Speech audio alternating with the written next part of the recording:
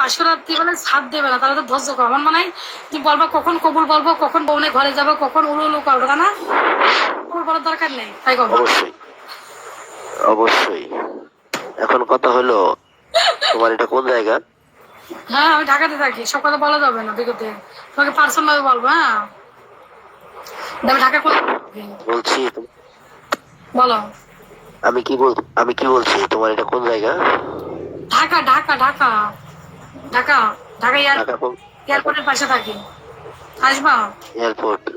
এয়ারপোর্টের পাশে থাকি। Airport airport? আমার থেকে প্রায় কত লাগবে, প্রায় 15-20 আমি মিনিট। আমি তোমার, আচ্ছা যাই হোক, আমি তোমার কাছে যাই কি লাভ? তুমি আমার কাছে আসো। তুমি দেখি বিয়ে করলে তো আমার কাছে আসতে হবে, তাই না? তোমার বাসায় কিভাবে যাবো? গ্রামের মানুষের মার খাতে যাবো? কিচ্ছু হবে না তো, মেয়ে মানুষ ছেলেদের বাসায় গেলে কি, কিন্তু ছেলে মানুষ গেলে অসুবিধা আছে। না না না না, বিয়ে না করলে তো হবে না। আরে পাগল, তুমি আসলে তো বিয়ে হবে, হ্যাঁ, না আসলে হবে? আমি একা আমি কি মানে আমি কি তোমার আশ্রিতা নাকি, যে আমার বাপ মা নাই, কেউ নাই, যে আমি তোমার হাত ধরে চলে যাব? আরে বোকা, এরকম করে কি আর হয়? দুজনে করে নেবো, তারপর সব। দুজন করা হবে না।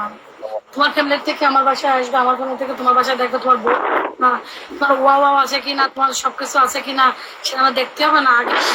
তোমার যাবো।